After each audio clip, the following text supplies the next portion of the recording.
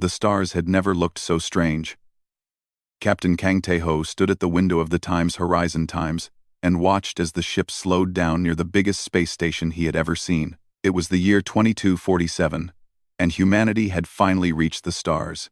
Now they were about to meet the rest of the galaxy. The station was called Assembly Point. It hung in space like a metal flower, with hundreds of arms reaching out in every direction. Ships of all shapes and sizes moved around it. Some were long and thin, others were round like balls. A few looked like nothing Tae-ho could describe. Each one belonged to a different species. "Captain, we have permission to dock," said his pilot. Tae-ho nodded.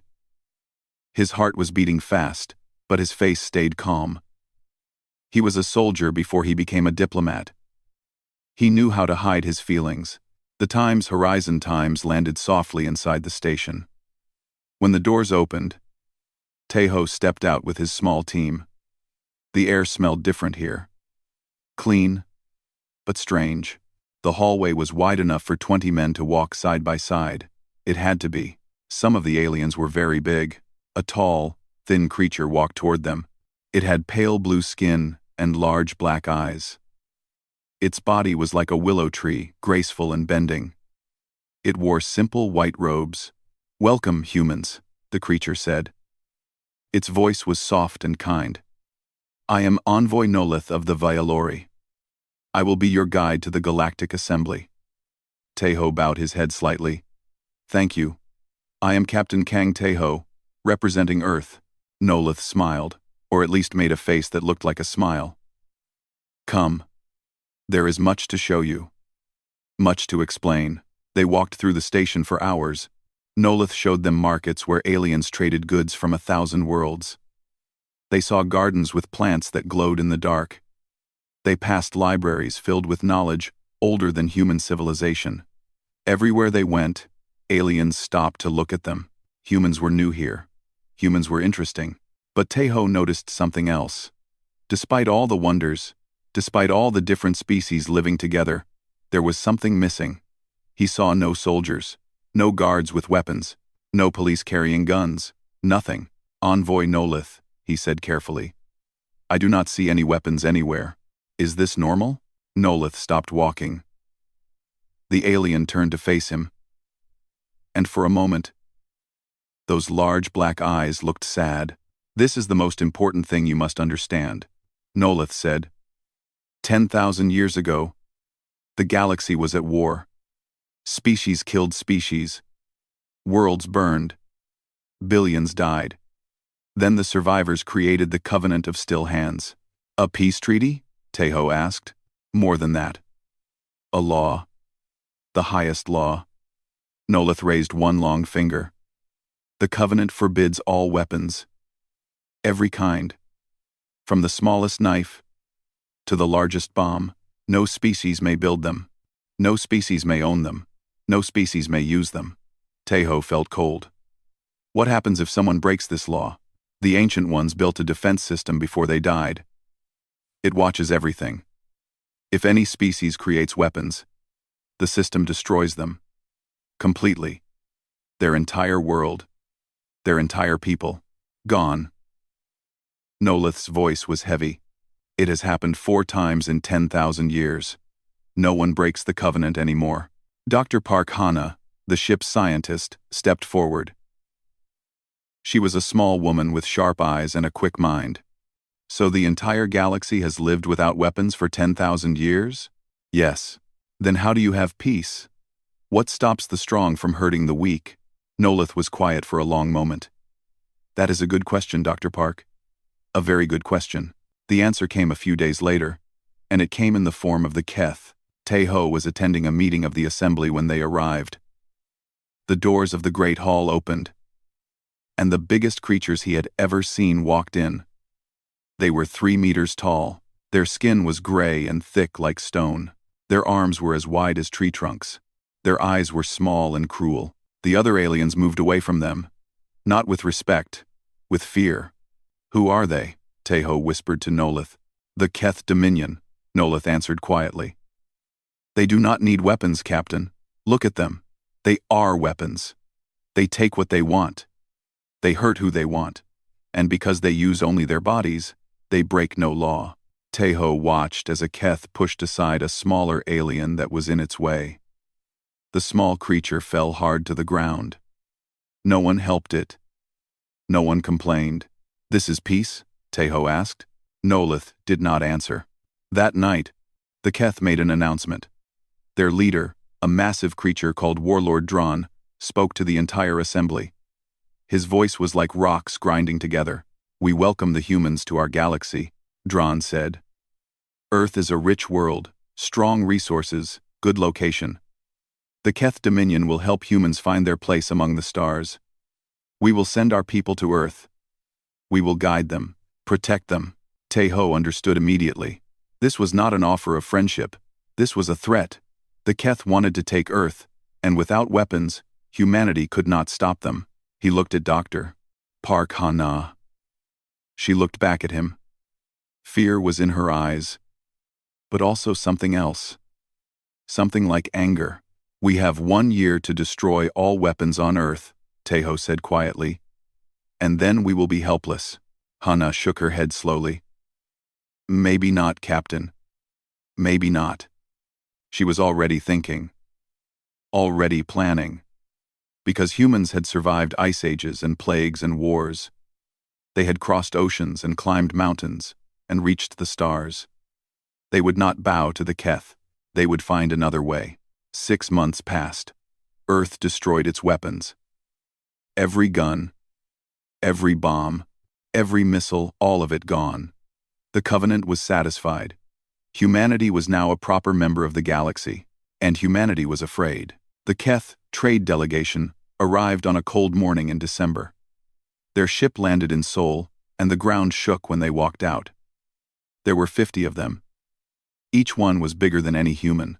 Each one looked at the watching crowds like a hungry man looks at food. Captain Kang Tae-ho was there to greet them. He wore his best uniform. He kept his back straight and his face calm. But inside, his stomach was tight with worry. The leader of the delegation was called Brog. He was slightly smaller than Warlord Dron, but his eyes were just as cruel. "Captain," Brog said, "we are here to help your people. To teach you. To guide you." He smiled, showing teeth like broken stones. "You should be grateful. We are honored by your visit," Teho said. The words tasted like ash in his mouth. The Keth stayed for 3 weeks.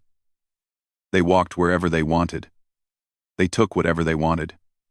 When a shop owner refused to give them free food, they simply pushed him aside and took it anyway. When a security guard tried to stop a Keth from entering a restricted area, the Keth grabbed him by the arm and threw him across the room. The guard broke 3 ribs.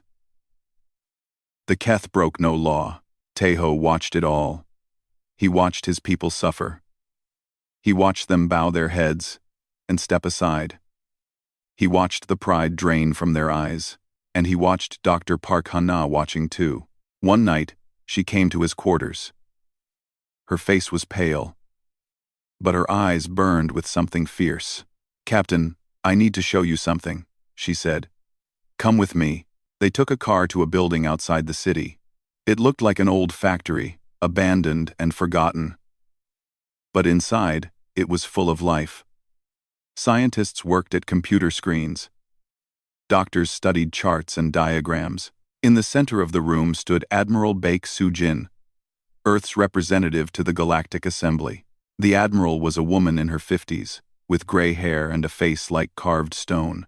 She had survived 3 wars before the Covenant took away humanity's weapons. She was not the kind of person who gave up. "Captain Kang," she said, "thank you for coming. What I am about to tell you is the most secret project on Earth. It must stay that way." Teho nodded. "I understand." The Admiral walked to a large screen on the wall. She pressed a button, and images appeared. Diagrams of human bodies. Charts showing muscles and bones. Data about strength and speed. "The Covenant forbids weapons," the Admiral said. "But what is a weapon?" I asked this question to every lawyer, every scientist, every philosopher I could find. And they all gave me the same answer. She pointed at the Keth images on the screen. A weapon is a tool, something separate from the body. A gun is a weapon. A knife is a weapon. But a fist? A body? These are not weapons. They are part of who we are. Tejo felt something stir in his chest. Hope. You want to make humans stronger? Not want. We are making humans stronger. The Admiral turned to Dr. Park Ha-na. Show him. Wand. Ha-na took a deep breath. Captain, for the past 6 months, I have been leading a team of the best scientists on Earth. We call it Project Prometheus. Our goal is simple. Change the human body. Make it faster, stronger, tougher. Not with machines or cybernetics, those might be classified as weapons. Pure biology. We are compressing 1,000,000 years of evolution into a few months. She brought up more images. Before and after pictures. A normal human arm. And then an arm with muscles twice as dense. A normal bone. And then a bone reinforced with something that looked like crystal. We can make humans as strong as the Keth, Ha-na said. Maybe stronger. We can make them faster, with better reflexes. We can make their skin tough enough to resist blades. We can make them heal faster than any creature in the galaxy. Tejo stared at the images. His mind was racing. Is it possible? Truly possible? Yes. But there is a cost. Ha-na's voice became quiet. The process is painful, very painful. And it is not safe. We think about 1 in 10 volunteers will not survive. Silence fell over the room. Tejo thought about the security guard with broken ribs. He thought about the shop owner pushed to the ground. He thought about Earth. Helpless and afraid. Where do you find volunteers for something like this? He asked. The door behind them opened. A young man walked in. He was tall and fit, with short black hair and calm eyes. He wore the uniform of a security officer. I am Lieutenant Yoon Gi-tae, he said.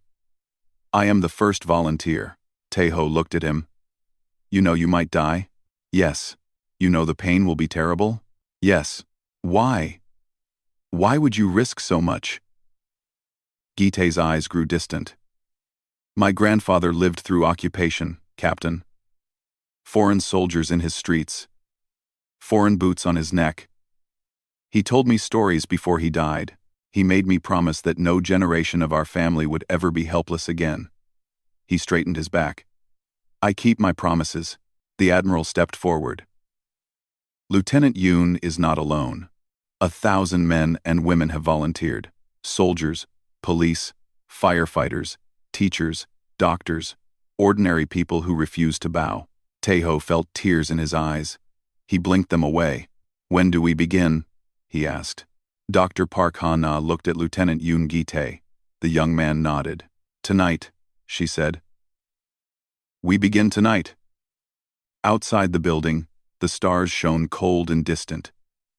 Somewhere among them, the Keth were planning their conquest. They thought humanity was weak. They thought humanity would break. They were wrong. Lieutenant Yoon Gi-tae woke up screaming. The pain was beyond anything he had imagined.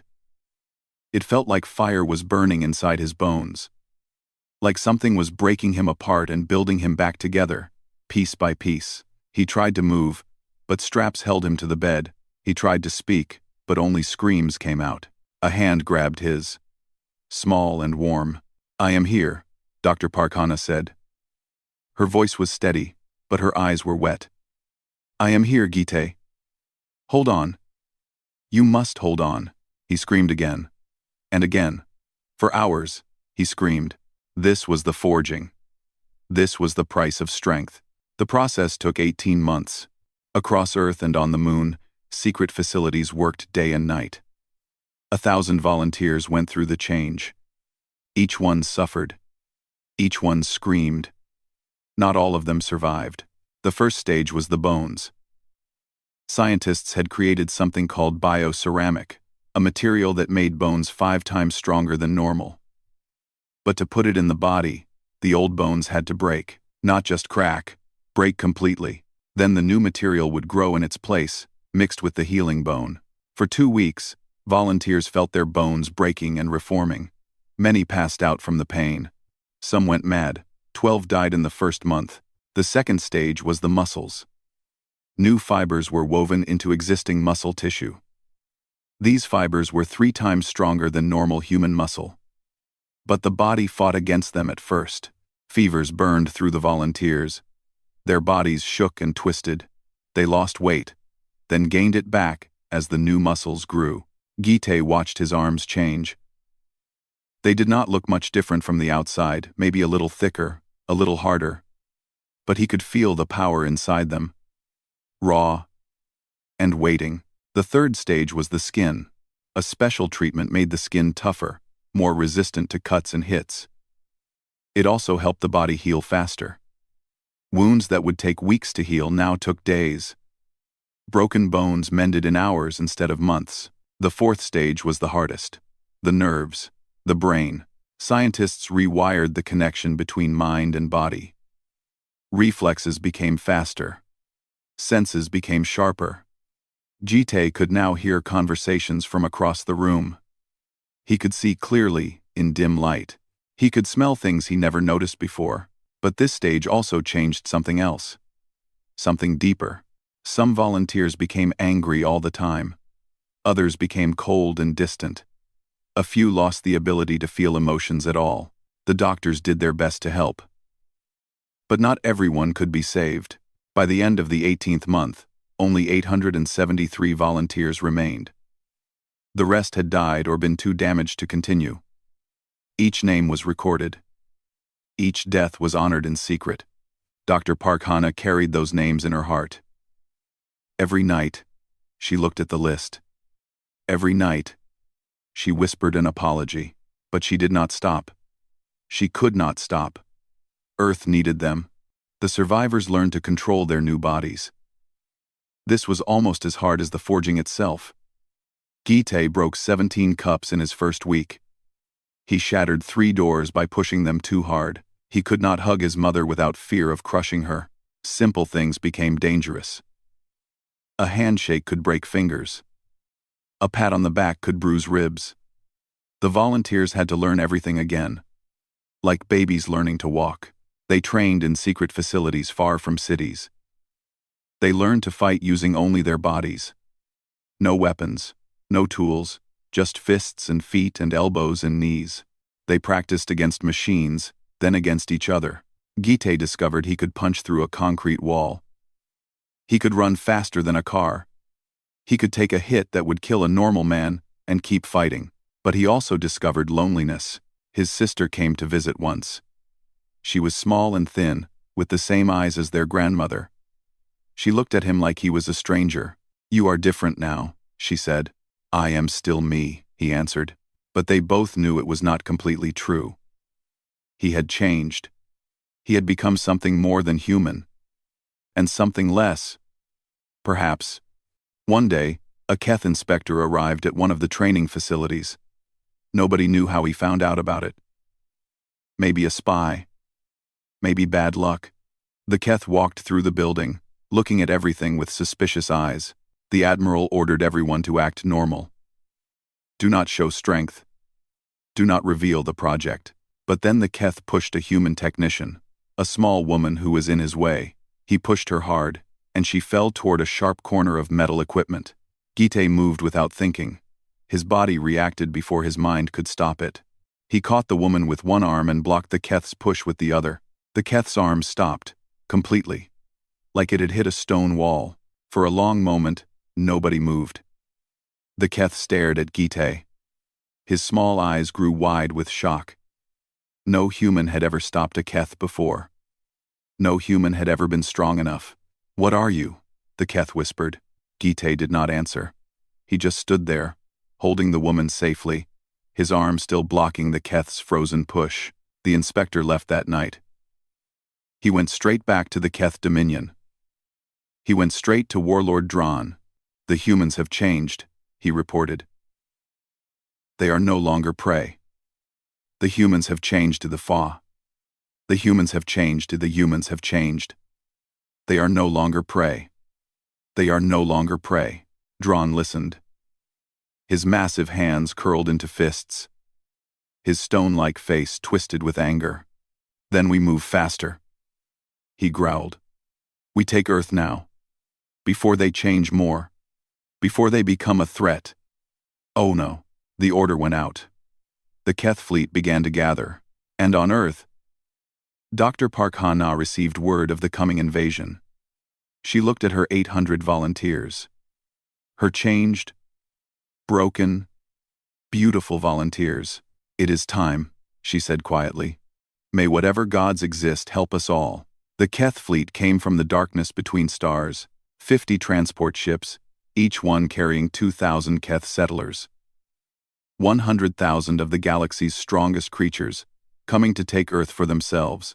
Warlord Dron stood on his command ship and watched the blue planet grow larger in his window. "Today we add another world to the Dominion," he announced to his people. "Today the humans learn their place." On the assembly station, Envoy Nolith watched the fleet pass. The alien's heart was heavy with sadness. He had grown to like the humans in the past 2 years. They were clever and brave and full of strange hope. Now they would be crushed like all the others before them. The Covenant prevented intervention. No species could help. No species could fight. All Nolith could do was watch. The Keth landed in every major city on Earth. They came down in their massive ships, and the ground shook with their arrival. In Beijing and London and New York and Cairo, the gray giants walked out into the streets. They expected fear. They expected submission. They found something else. In Seoul, the Keth commander was a huge creature named Vorak. He stood in the center of the city and looked around at the gathered humans. They were not running. They were not hiding. They were standing in neat rows, watching him with calm eyes. "Where is your leader?" Vorak demanded. "Bring them to me. Your city belongs to the Dominion now." The crowd parted. A man walked forward. He was shorter than the Keth, thinner, apparently weaker. He wore a simple military uniform with no weapons. "I am Captain Kang Tae-ho," the man said, "and I must respectfully refuse your demand."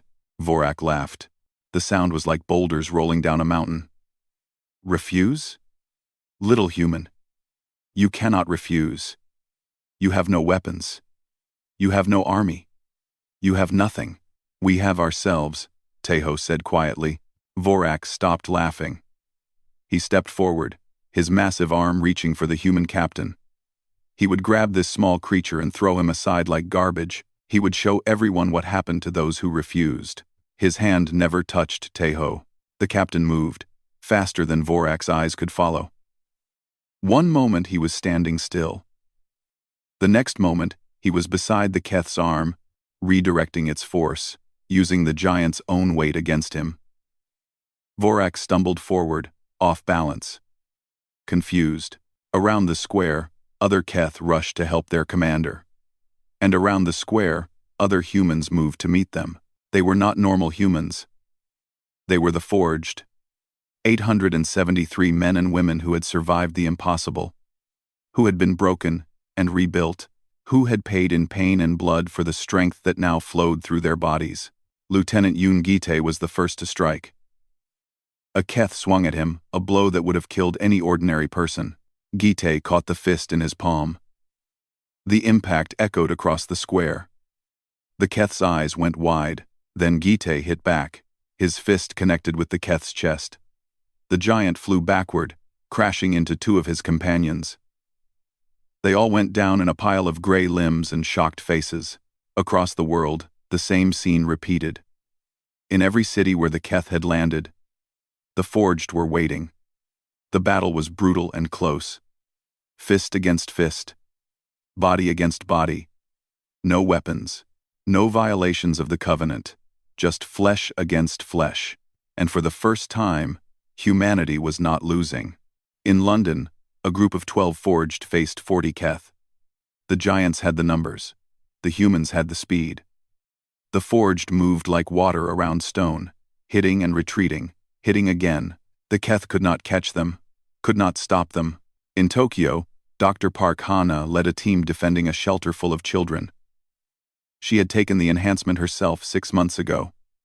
She had sworn to protect her creations, her people, her world. 3 Keth broke through the outer defenses. Ha-Na stopped them alone. When it was over, she stood among the fallen giants, breathing hard, blood on her hands, not her blood. In Cairo, a single forged soldier named Ode Sung held a bridge for 2 hours. 20 Keth tried to cross. 20 Keth failed. When reinforcements finally arrived, they found Dae Sung still standing, still fighting, refusing to fall. Warlord Dran watched the reports come in from his command ship. His forces were losing to humans. Weak, small, pathetic humans. It was impossible. It was humiliating. The assembly must act, he roared, sending an emergency message to the station. The humans have weapons. They are breaking the covenant. The assembly investigated immediately. They sent scanners to Earth. They examined the human fighters. They tested and measured and analyzed. Envoy Nolith delivered the verdict personally. We find no weapons, the alien said, his voice carrying to every ship in orbit. The humans possess no tools of war, no devices, no machines, only their own bodies, and a body, no matter how changed, is not a weapon. The Covenant is clear on this. The humans have broken no law. Dran's roar of rage could be heard across his entire ship. On the ground, the battle was ending. The Keth were retreating to their transports. The giants who had never known defeat were running from creatures half their size. The impossible had happened. Humanity had won. Captain Kang Tae-ho stood in the ruins of Seoul's central square. Around him, the forged were helping the wounded, both human and Keth. Because that was who they were. They were not conquerors. They were not monsters. They were protectors. A communication came through from the Keth flagship. Warlord Dran's face appeared on every screen on Earth. His eyes burned with hate. This is not over. Humans, he growled. You have made enemies of the strong. You will regret this day. I swear it on my ancestors. The screen went dark. The Keth fleet turned and left Earth's orbit. They ran like wounded animals, back to their own space. Tae-ho felt Lieutenant Yoon Ji-tae step up beside him. The young man was covered in dust and bruises, but he was smiling. We did it, Gi-tae said. We actually did it. Tae-ho nodded slowly. We survived, he said. But surviving is only the beginning. Now comes the hard part. What hard part? Tae-ho looked up at the stars. Somewhere out there, the galaxy was watching. Hundreds of species had seen what happened today. They had seen humans do the impossible. Now we must decide what to do with this power, Tae-ho said quietly. That choice will define us forever. 5 years changed everything. Ambassador Kang Tae-ho stood in the Great Hall of the Assembly Station. Behind him, 100 forged soldiers stood in perfect formation. They wore simple white uniforms, the color of peace. They carried no weapons. They needed none. 200 species watched from their seats. Some looked at the humans with fear. Others looked with respect. A few looked with something new. Hope. Representatives of the Galactic Assembly, Tae-ho began, his voice steady and clear. 5 years ago, humanity faced a choice. We could have become conquerors. Like those who tried to conquer us, we could have used our new strength to take and destroy. He paused, looking around the great hall. We chose a different path. He pressed a button. Images appeared on the giant screens above, images from dozens of different worlds. On Valor Prime, human advisors helped defend the Valori from raiders who had terrorized them for centuries. On Kelos IV, our medical teams taught the native people how to strengthen their own bodies, if they wished it. On the Rim worlds, human ships now patrol the trade routes, protecting the weak from the strong. Envoy Nolith watched from his seat. His old eyes were wet with tears he did not bother to hide. He had seen many things in his long life. He had never seen anything like this, a species that gained power and chose to protect others rather than exploit them. We are not perfect, Tae-ho continued. We have made mistakes. We will make more. But we have learned something important. Strength means nothing without purpose. Power means nothing without compassion. We became weapons so that others would not have to. The assembly erupted in applause. Not all of them, some species still feared the humans, still distrusted them, but most clapped or made whatever gesture their species used to show approval. After the speech, Nolith approached Teho. The alien's thin hand rested gently on the human's shoulder. "You have changed the galaxy, my friend," Nolith said softly. "The Covenant of Still Hands has stood for 10,000 years. Today, we will add something new to it. The Humanity Clause." Teho raised an eyebrow. "What does it say?" "That a being cannot be separated from their body. That a body, no matter how changed, can never be classified as a weapon. You have shown us that strength can be used for good." Nolith smiled gently. "The amendment passed this morning, unanimously. It was a victory." But victories, Teho had learned, always came with costs. Back on Earth, not everyone celebrated. Society had split into two groups, the Forged and the Unchanged. Those who had taken the enhancement and those who had chosen to remain normal. The divide was not always peaceful. Dr. Parkhana worked tirelessly to bridge the gap. She ran programs to help the Forged control their strength, to live normal lives among normal people. She ran other programs to help the Unchanged understand that the Forged were still human, still their brothers and sisters. "We did not become monsters," she told a crowd at a unity rally. "We became shields. And shields protect everyone, regardless of who they are. But some wounds took longer to heal than others."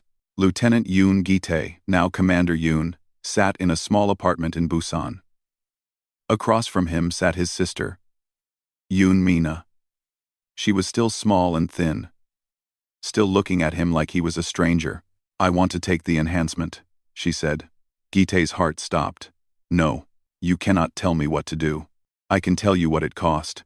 The pain, the deaths, the loneliness."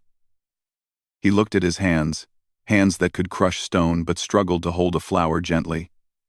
"I cannot hug you properly anymore. I cannot shake hands without thinking about it. I am strong. But I lost things too." Mina was quiet for a moment. Then she reached out and took his hand. He felt her small fingers wrap around his massive palm. "I know," she said. "But I want to help. I want to protect people too. And I want to understand my brother again." Gite felt tears on his face. He had not cried in 5 years. He thought maybe he had lost the ability. He was wrong. In a quiet garden outside Seoul, a memorial stood for those who did not survive the forging. 127 names carved in white stone. Captain Kang Tae-ho visited once a month. He brought flowers and stood in silence, remembering. Dr. Park Hana found him there one evening. "Do you still blame yourself?" she asked, standing beside him. "Every day. So do I." She looked at the names. "But I also remember why they volunteered. They knew the risk. They accepted it. They gave their lives so Earth could live." Tae-ho nodded slowly. "We cannot forget them. We will not." They stood together in silence as the sun set behind the mountains. 3 months later, the galaxy received a new message. A species called the Dren had made first contact. They were small creatures, no bigger than human children. Their ships were fragile, their bodies weak. They were terrified of everything they found among the stars. Ambassador Kang Tae-ho went personally to greet them. The Dren leader trembled as the human approached. Tae-ho was tall and strong, his body marked by years of change and battle. To the tiny Dren, he must have looked like a giant, a monster. Tae-ho knelt down so they were at the same level. He made himself small. He spoke softly. "Welcome to the galaxy," he said, his voice gentle and warm. "I know it seems scary. I know there are dangers out there. But I want you to know something." The Dren leader looked up at him with wide, frightened eyes. "What?" Tae-ho smiled. It was a kind smile. A human smile. The smile of someone who had suffered and survived, and chosen compassion over cruelty. "You are safe now," he said. "We will make sure of it." Behind him, His honor guard stood watch. 100 forged soldiers, each one stronger than any natural creature in the known galaxy. They had been made into weapons. They had chosen to become guardians. The Dren leader stopped trembling. For the first time since leaving their homeworld, they felt something other than fear. They felt hope, and in that moment, watching a tiny alien take a human's hand, Commander Yoon Ji-tae finally understood. All the pain, all the sacrifice, all the things they had lost, it was worth it. Every single moment. Because they had not just saved Earth, they had changed what it meant to be strong. They had shown the entire galaxy that true power was not about taking. It was about protecting those who could not protect themselves.